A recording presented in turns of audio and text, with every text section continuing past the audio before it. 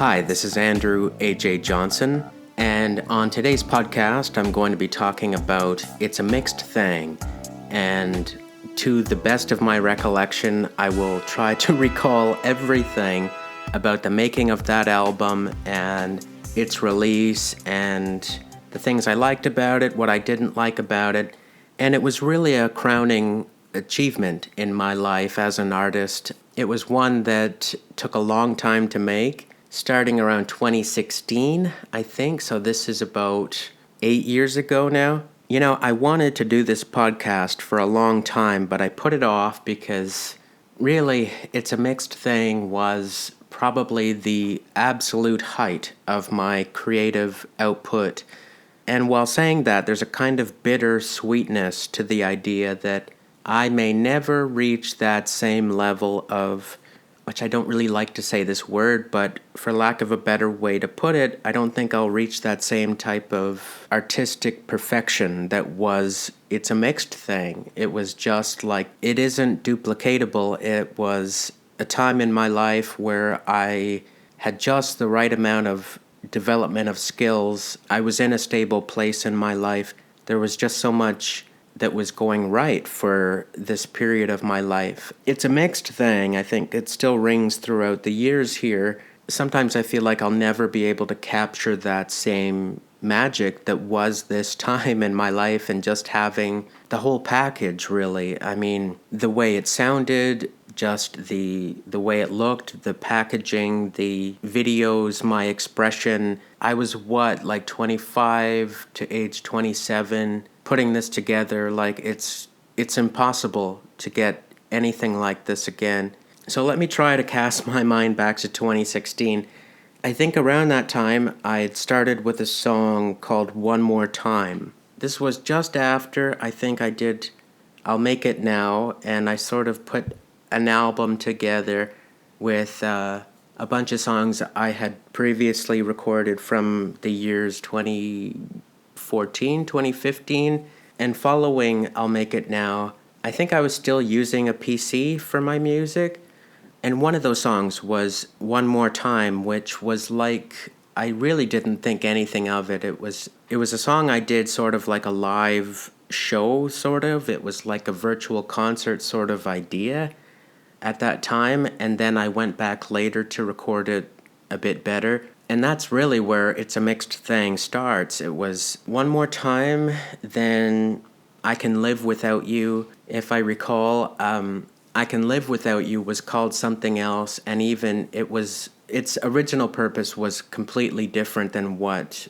it ended up becoming. But I really like I Can Live Without You. That was a instrumental basically that I made in 2016, and then I think later I recorded. It's one of my more energetic tracks to date. I don't think on record there's another song that has as much energy as I Can Live Without You. And so that was the origin of It's a Mixed Thing, was really actually repurposing stuff that I didn't think I was going to do anything with.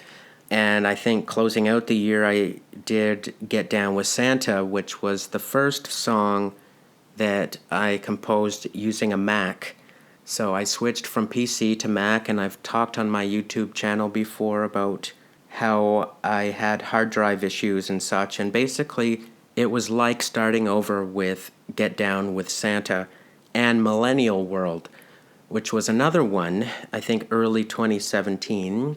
But I think I had written it actually probably by 2016. I was really just kind of playing around. I didn't really have any idea of another album yet. I didn't know, but I think I had prepared Millennial World and I think a few other tracks, and I did a open mic set, I think, of a few songs.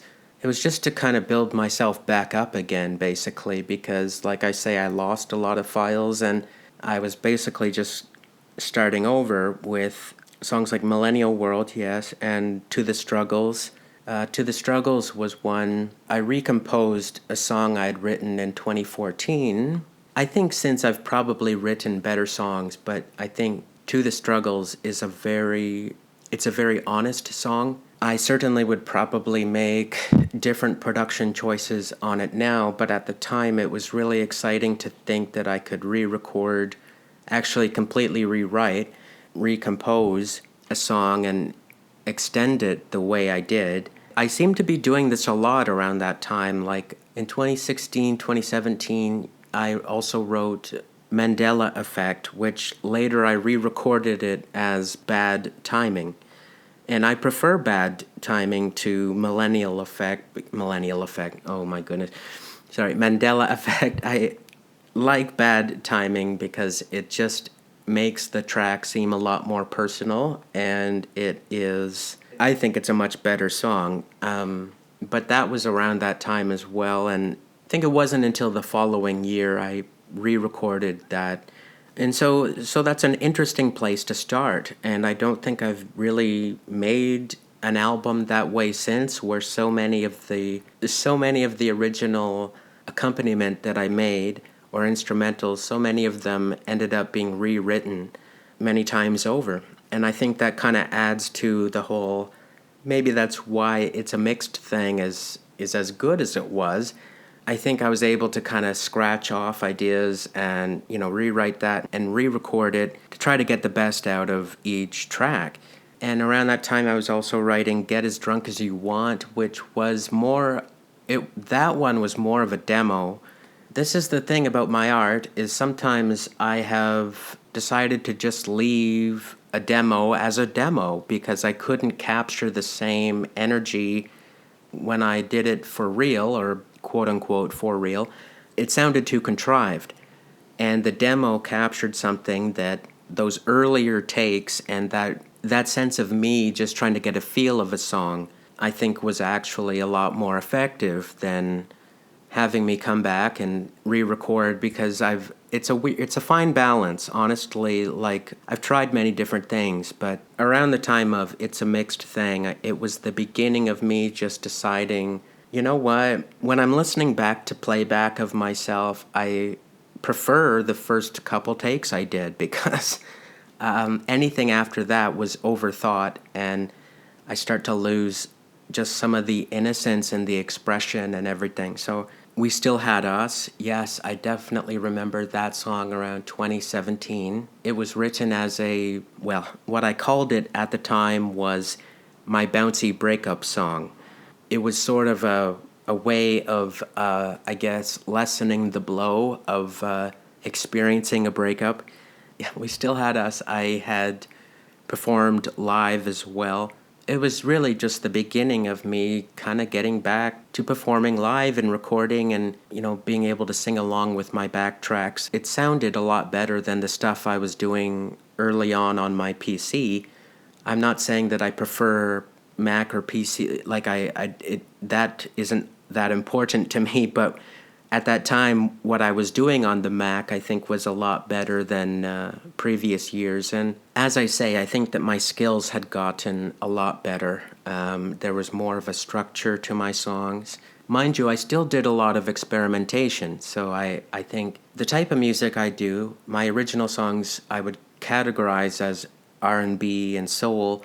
As a subgenre, I think it is also experimental R&B and deep funk or hard funk, potentially some easy listening in there too as well. I think it was sometime after We Still Had Us, I did a song called Live Again that was very experimental. It started out just with me playing around with, it was this thing called binaural beats. I was trying to create my own, and that little accompaniment or instrumental turned into the song. I don't think I particularly sung it well or anything. I just thought it was an interesting piece. And I think it just shows a range of things that I was doing at that time, that I wasn't just very strict about one particular way of doing things. And even if I hit a wrong note, I find I'm not too bothered by it because the one that comes after corrects it, in my opinion. But Live Again was just a very easy sort of vibe, and it just felt good to me at that time, as did the song Breathe. Breathe also came out of the It's a Mixed Thing era, and again, it's an experimental piece, and it's just kind of one of those album tracks that I think I knew very early on that I'm the type of artist that I know I'll have 2 or 3 songs off of an album that is categorically good. And really, if you start out strong and you end strong, what happens in between, in the middle, it doesn't really matter. I'm sure there's different schools of thought about that, but I always wanted to keep a sense of openness in my music. Well, that's why I enjoyed doing all these different sorts of things, because as long as I knew I had a few songs that were categorically good, I felt like, well, I could try out different things. And I think that's been part of my tradition as an artist is holding that space for myself. Out of doing that, it leads to other things, which one of the best songs out of that whole era of mine was Move Your Feet. That came to me around 2017. It's also experimental because it's not... I think the mind thinks that the song should sound happy the whole way through. However, there's parts where it sort of trails off a bit, but I liked that it did that. I wanted it to feel like a dance song, but also it carried that sense, like it has a sense of it like you're the one at the bar sort of standing in the corner feeling insecure. I thought that was important to have that as part of Move Your Feet because the song itself is trying to be one of encouragement. So it's hard to sort of be somebody that's encouraging when your energy is way up high where no one feels they can reach it. So if you have a little bit of an offering of meeting somebody where they're at, my philosophy on that was, well, you have better luck at reaching people if you can balance those energies. Well, the chorus starts out, yeah, move your feet, work it through the night, feel that beat to the roof, all the sucker, called out the... Oh, it's at the... We'll make it right when we're dancing, on and on and on and on. So, to me, having that little bit of a trail off, it was my way of sort of reaching that person in the back that feels, like they are a little insecure and a little anxious. Maybe they're having negative thoughts in the back of the club or the bar. There's these little moments that it reminds you of that sense of awkwardness. And what I love about this era too is that, like, genuinely I was having a lot of fun. It was still like I wasn't really thinking about it too much. It was just really being in tune with myself and how I wanted my music to sound. I think at the same time, 2017, I think I finished off with Window Shopping. And Window Shopping just kind of came to me, it's hard to remember, but I just heard that hook in my head, Window Shopping. And once I had that sort of vocal sound in my mind, I went ahead to write on it, and I feel like now I might write it differently. I was thinking of this as a song for men.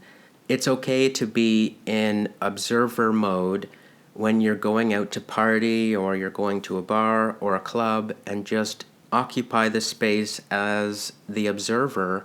You don't have to go out to pick up or to hit on somebody or whatever Window Shopping was. It was me saying, it's okay to just be there. And like, guys, you can keep your hands to yourself and you can cool down the thoughts in your head and just enjoy a night out.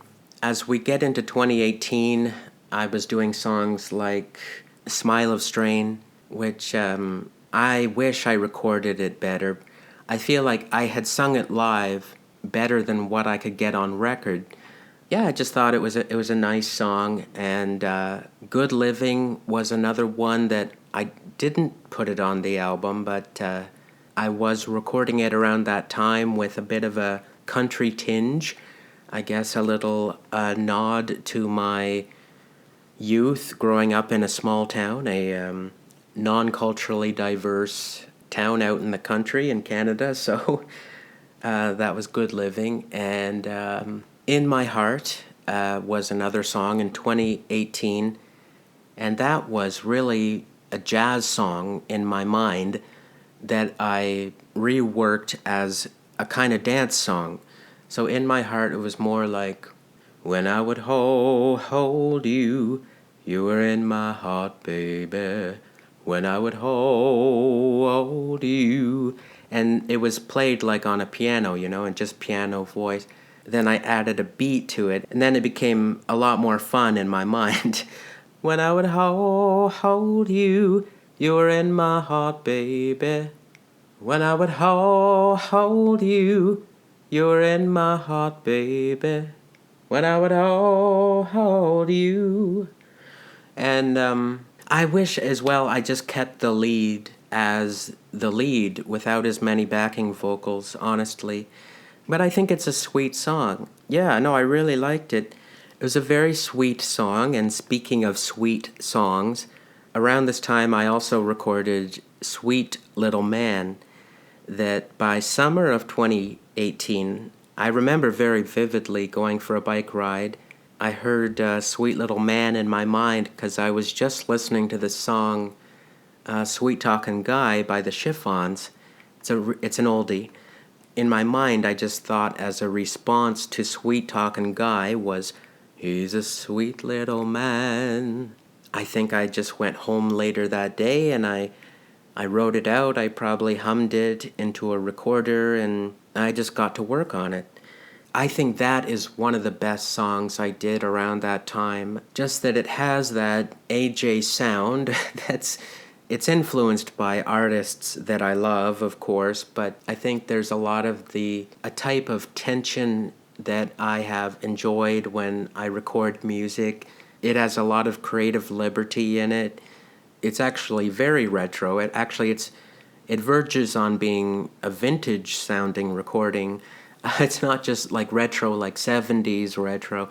This is like a 1940s, almost 1950s sound, and I like it. I think that my voice is quite suited to that, and yeah, Sweet Little Man, I'm really glad I recorded that one, as well as My Level, which I think, if we're talking about like a perfect Andrew A.J. Johnson record, My Level is it.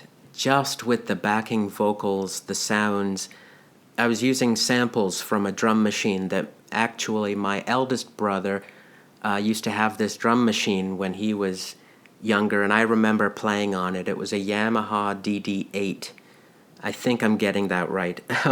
I was using samples from that, and it just sort of brought out this playfulness, different colors to this song that I thought it turned out vocally, musically, and, well, not only did I sample an old drum machine, but I sampled my voice too, beatboxing, which I don't consider myself a beatboxer, but I think that there was so much going on there that I think it really is the perfect Andrew Johnson record. And it's a song that it hasn't really gotten the same type of response as other songs I've done, but I just think that was sort of that was almost the height of sonic excellence from me, I think, around that time. Following that, I was doing songs, well, filler material, to be honest. Glass of Wine, which Glass of Wine it's really a throwaway kind of tune, as well as Candlelight, which I liked the writing of Candlelight, but there was always something about the music. I was trying to work it out in mixing and mastering. There was something off about one of the instruments or something. I don't know. It's still in there. There's still a part of it that just doesn't sound quite right. I don't know why. It sort of makes the vocals seem very separated from the music, which is the opposite of what I want to do as an artist. But Candlelight is an all right song, as just it's another AJ song. What can I say? As is Pretty Baby. I can't really say much about Pretty Baby. It was just one of those things that just came to my mind. It's harder to sing than it sounds. Pretty pretty baby, pretty pretty baby, pretty pretty baby, pretty pretty baby, oh pretty pretty baby, pretty pretty baby, Pretty, pretty baby, what are you doing for the rest of your life? Ooh. I had done that song live too, and it's tough to get that one just right. But I think I did it live a few times. I don't know, it's sort of a cartoony song almost. It was a song as well that I think I've enjoyed this idea of writing love songs that were more diverse and inclusive. I think historically a song like that would be a song that was, a very kind of traditional kind of love song.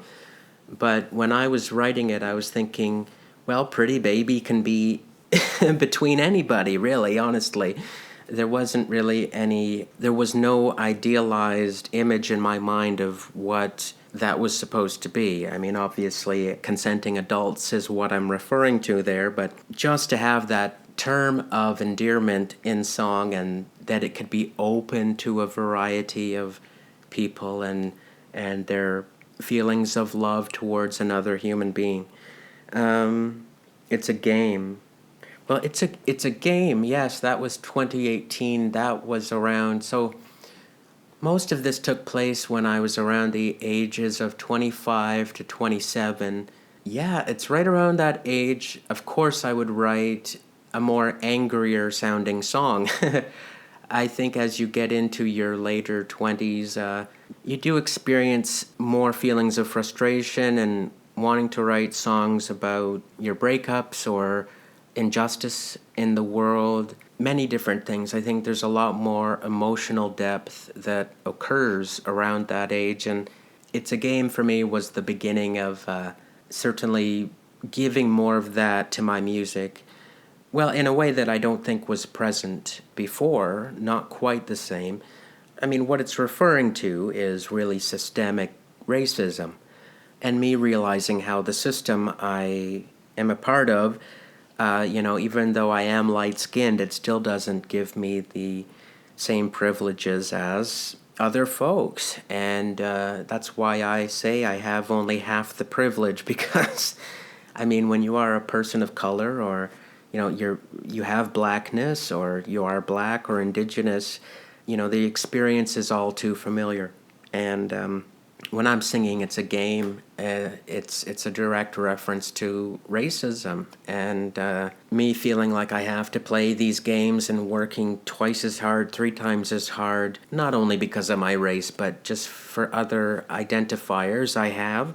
I feel I have to jump through hoops and do these strange dances and things to try to get the same as anyone else. I do understand this is a very nuanced conversation, by the way, so I know there are people that, are of minorities that maybe they do have privilege, or there are people that are often thought of as very privileged that, maybe they don't lead a very rich life. And there's a lot of complexity and nuance in all of this. I'm talking from a very general perspective, and It's a Game was just a way of me venting my frustration in a world that it just seems a little slanted one particular direction. There's cognitive bias there.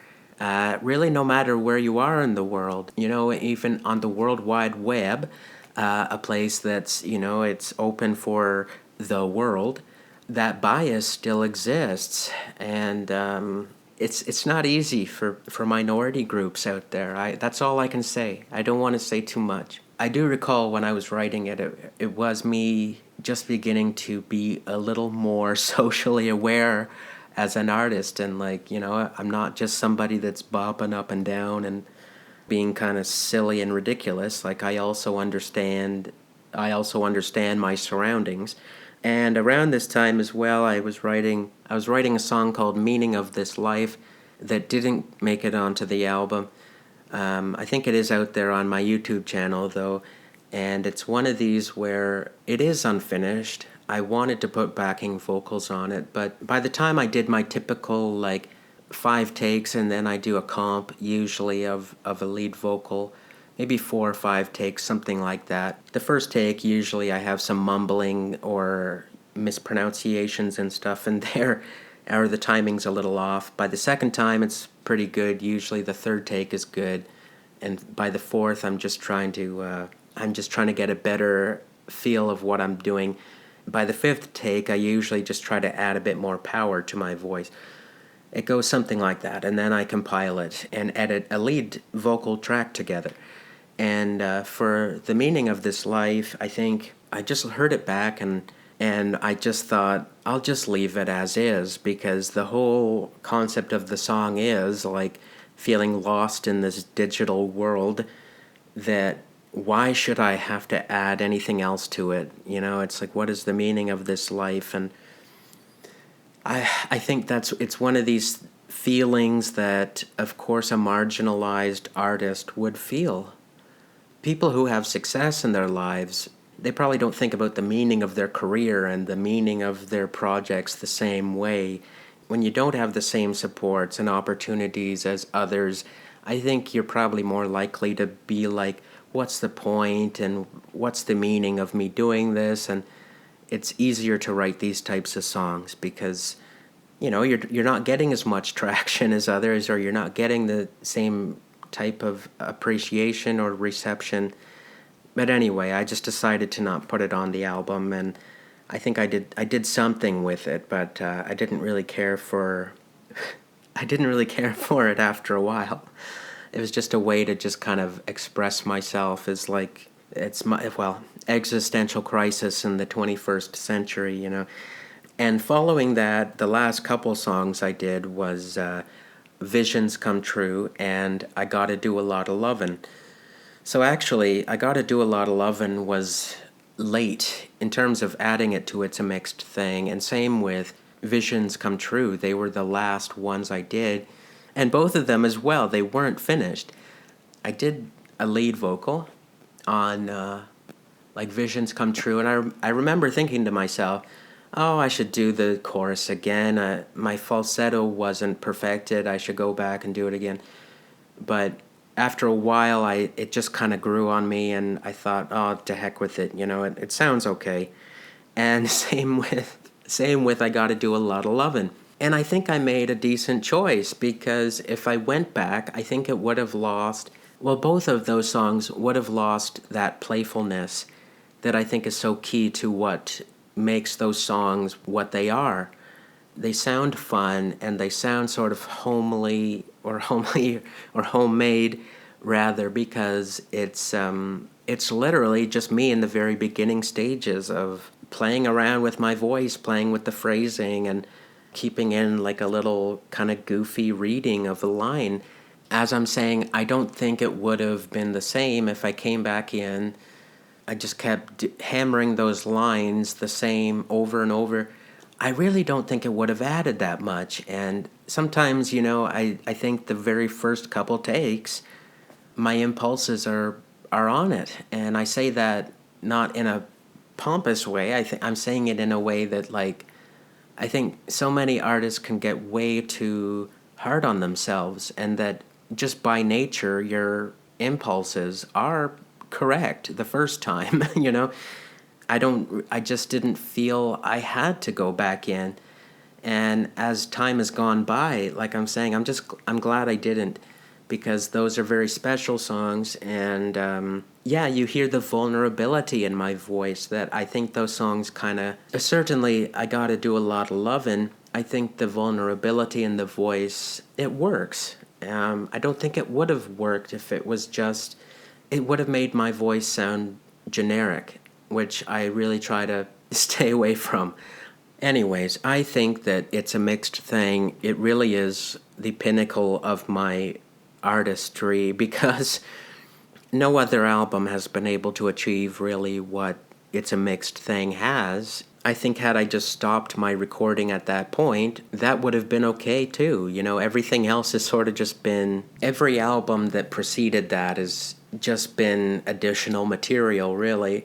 Almost like promotion for It's a Mixed Thing. It just adds to the whole, to the catalog, really. But I do think Nostalgic Dreams that followed up was a fine album, and I think things start to fizzle out a little bit by the Safe album and Butterscotch and Sophistication. And I think I know now, after almost, well, it is 8 years since I started on It's a Mixed Thing. It's like, well, I'll never get that back. That's what makes this album also bittersweet, because when I look back on it in retrospect, I just think of the potential.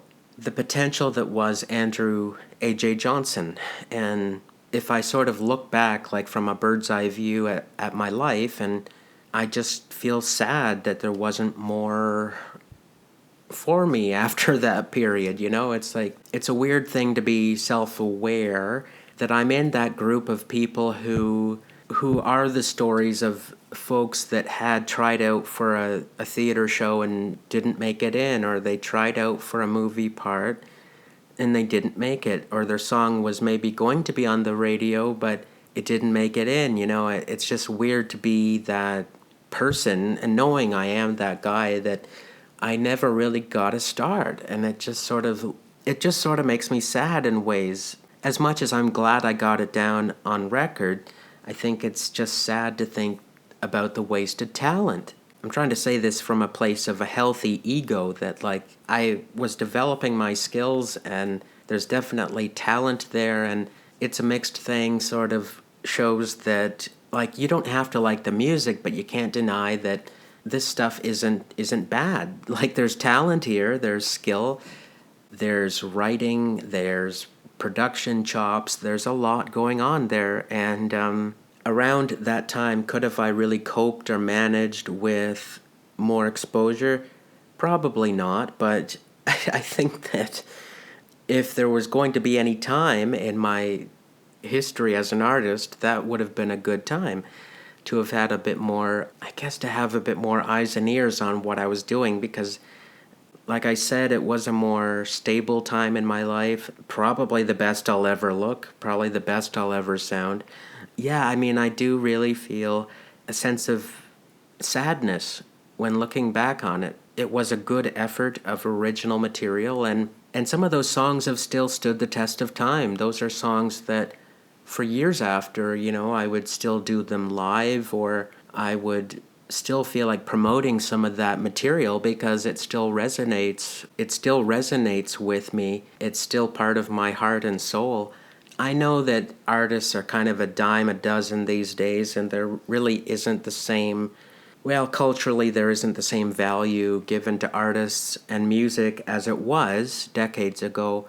I think a fair question to me would be, what is it about me that I think separates myself from other artists? Well, I do think I have a unique way of making music, certainly in that retro-fitted or retro aesthetic, which it's not anything new, but I do my own spin on it. I think that I have a message that it's not love, peace, like 1960s hippie kind of message. I do talk a lot about mental health throughout, well, I have throughout my life. I think that as an artist, my message really is simple. It's acceptance. And acceptance as a message is very difficult to get across to an audience. It's not a popular idea. I think that acceptance is an idea that people make into something that's, well, they get it all wrong and they make it into something horrible, and where I'm coming from, it really is self-acceptance and accepting the way that my voice is, the way I express myself, accepting the way that my life has turned out, my circumstances, accepting that I do have limitations as a human being, and that doesn't make me a failure because of it. And I just believe that that's an important message to get out into the world. I sort of think of it sort of being like, well, I guess in some sense, I don't style myself after Mr. Rogers or Bob Ross.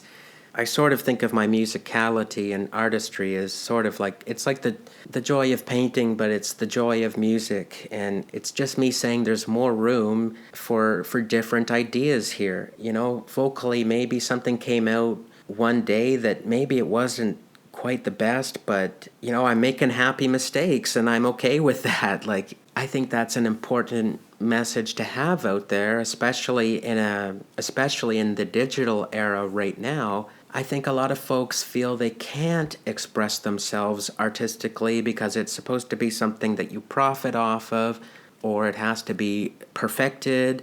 And my message really is, even though I try to have, a few songs that I think are, listenable songs that people could agree, well, that's a good song, but for the most part, what I'm doing is just being a creative and just accepting that that's the way that it sounded on that day, and that's how I felt at that time, and I'm cool with that. It becomes part of me. It's better than me just sitting around overthinking everything and then never ever recording a song.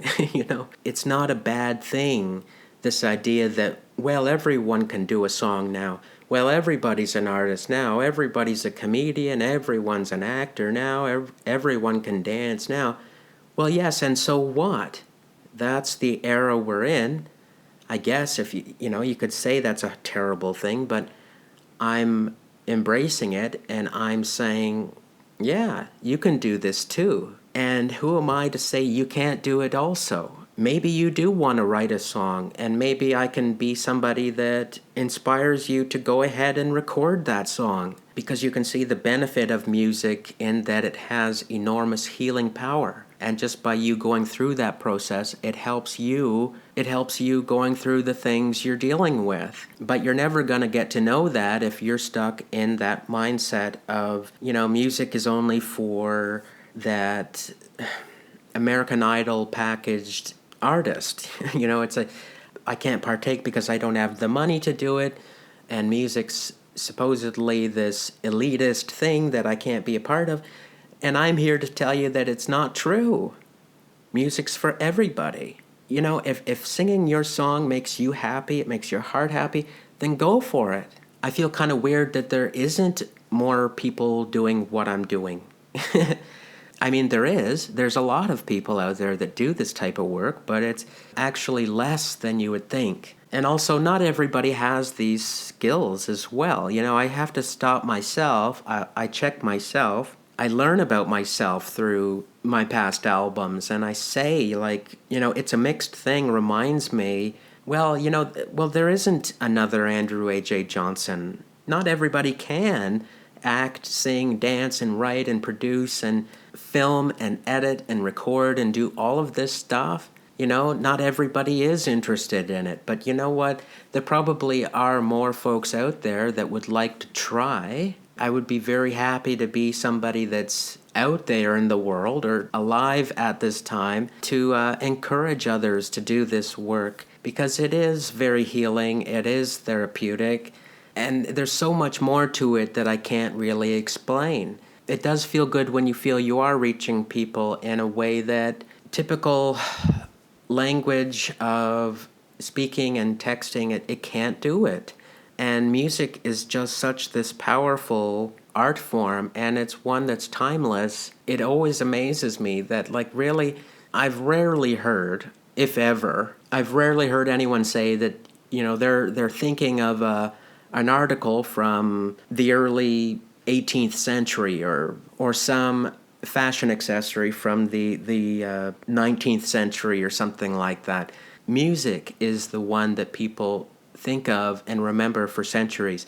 They're not thinking of the article that was printed centuries ago. That was for the moment back then. And so much to this day in terms of articles and video, film, it's so much of it is for the day.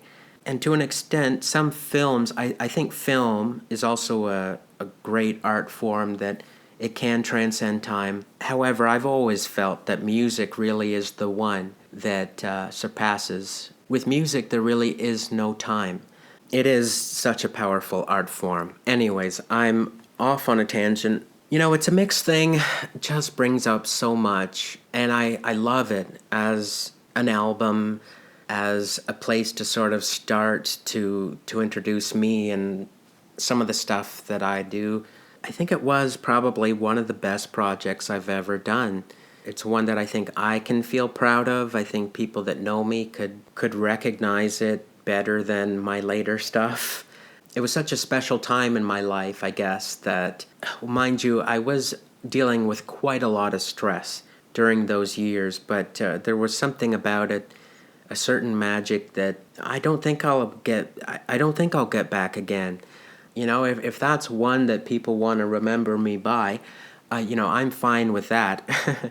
It's a Mixed Thing is one that's still difficult to follow because I can't really out produce myself on that one. I think I've tried, and I still can't outproduce myself. I think it really showed a range of work that I can do. I'm happy with the way it sounds sonically and lyrically. There's a lot of things about it that's working for it. Again, I think it's just as much as it's a triumph, I think it also has its tragedy, and I think that that's just part of my life too. I think it really is a reflection of me. I mean, it's a mixed thing. I mean, well, of course, um, with a title like that, it's very me. A lot of mixed emotions, and I'm mixed race. I'm mixed up in general in my life. I'm a hot mess. No, it really was a wonderful project. I don't think I could write a better project for myself. Everything else is just gravy, and it adds to my body of work. I think that the first albums I ever did, like from 2009 up to 2015, it was kind of the blueprint for It's a Mixed Thing. And everything after that, I felt I could never capture the same energy. And that's just a function of age. I think it's nature. I think it's just locally here. For the people that do know me in my network, I think that they just kind of got tired out after that point, because after I did It's a Mixed Thing, it was like, oh yes, AJ, we know you can sing, we know you can dance, we know you can write. Tell us something we don't know. Everything else that followed, it was sort of reiterating a lot of the same themes. It's sort of like It's a Mixed Thing was the pilot episode of everything I'm doing now. It was like the first season. And in the original season, it's like you can't ever really get that feeling. It's just the way it is. So in closing, I'm trying to think of how to close out of here. I think it's definitely one of my favorites. I hope that, well, I'm not saying like I'm super excellent, great artist or anything, but if I would like anything to have any lasting legacy or memory out of any of this, for sure, It's a Mixed Thing would be up there. If I do anything else in my life, musically, I hope I do. I don't think the follow-ups ever really got it again. That had to do with personal issues and professional issues, why things ended up that way. And I don't know if it really is worth sitting down and discussing more of my music in this way through podcasting like this. I think that I might talk about nostalgic dreams, maybe safe, but I've done a lot of talking already about butterscotch and sophistication, and with the next project I'm in the middle of currently, I think I will have talked about that enough. But I feel that It's a Mixed Thing definitely deserved more, I think. Maybe I'm biased. I'm probably biased because it's me, but I think there's such beautiful messages in there, and in ways that I think are more accessible than anything I've done since then. I think my songs became a little more, well, it was getting more into this sort of ethereal kind of dream state almost kind of stuff, and I think It's a Mixed Thing had a certain clarity about it, and that when you heard it, it just seemed like that moment in time when I came in crystal clear and you could see me as an artist. And boy, do I wish I had recorded some more videos at that time, honestly. And it was just around that time that my video making skills were catching up with my musical skills too. So, I mean, there was a lot of really good things happening, and that It's a Mixed Thing was sort of like me reaching the goal. I mean, what else do you do after that? I think that's something a lot of artists can relate to. I mean, when you've done it and you feel you've sort of done the thing you set out to do, in a sense, it's not that I have trouble coming up with content or creative ideas. It's just trying to keep something alive after, you've pretty much already done the thing you set out to do. It's sort of hard to explain. It's not like I fell out of love with music. It's just, I try to set new goals for myself or whatever, but what more could I want? What more could I really ask for than that? And unfortunately, in show business, through social media and stuff here, I mean, it doesn't get any easier as you age as an artist. I captured myself there in my mid to late 20s, and as awful as it is, those are sort of the times that people remember. Yeah, those are the times that people generally remember artists as. Oh, there's many cases. I don't need to name off a bunch of artists, but it really is the stuff that they did in their 20s that's celebrated for the next 30, 40 years of their career. They're still talking about stuff they did in their 20s. And for me, it's a mixed thing. And then it's like, well, you can pretty much forget about everything else. I don't think it's right. I think you should be able to grow as an artist. I feel that even for myself as a marginal artist, that people want to keep you, where they first met you. A lot of people first met me as the guy singing Move Your Feet and I Gotta Do a Lot of Lovin', and that was sort of the image that stayed. I feel I've grown since then, and I've done even more mature lyrics since then, and I've grown as a person, but there's still that sort of AJ of 2018 that stuck around, and I'll never really be able to outrun it. I mean, I don't know. I'll have to see. Maybe everything I'm saying here is just some type of an anxiety or negative thought here, but I don't know if I'll be able to outshine myself. I love all of the albums I do, and that one certainly has a special place for me, and I think that's the place where the artist kind of meets the needs of the audience. It became clearer who I was and what I was doing, and it was still fun. It was still new at that time. Even though it was a retro sound, it was still like, hey, AJ's really kind of coming into his own here, and he's doing his own thing. The novelty kind of wears off, and it is difficult to keep trying to not necessarily reinvent that, but just to keep, what am I trying to say here? I just keep trying ways to keep it fresh and exciting as possible when, really, as I've said before, nothing's really changed that much in how I'm doing this. It starts with me writing and composing with a MIDI keyboard on my laptop, and I sing the song and with the mic, and it's a really minimal setup, honestly, and it's been relatively the same for all these years. As much as I may be able to come up with reasons to feel kind of bitter that I don't have the same opportunities as other folks, or I don't have as much privilege, I am grateful that I was able to record an album on my own, and it is a privilege in of itself, even though I do it on a low budget. But I still recognize that even that I get the ability to do any of this is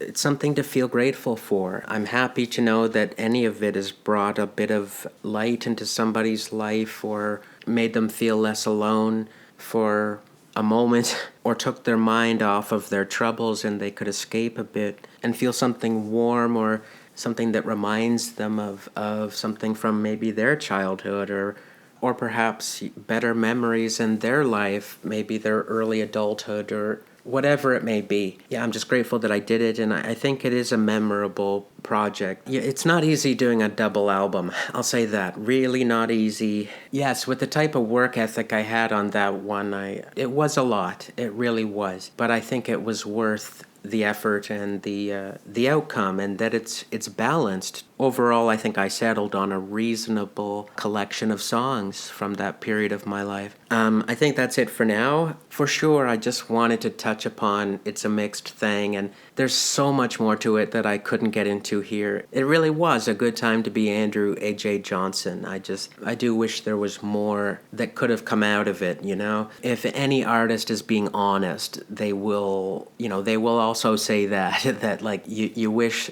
a project you did, it could do the best it can possibly do. So that's it for now. I appreciate those who are listening to this. If you'd like, you can leave a comment for me about this. I know I'm not really high energy in this podcast. It's pretty relaxed here and just very loosely remembering stuff. And yes, if you have any questions or anything, please leave them in the comments below.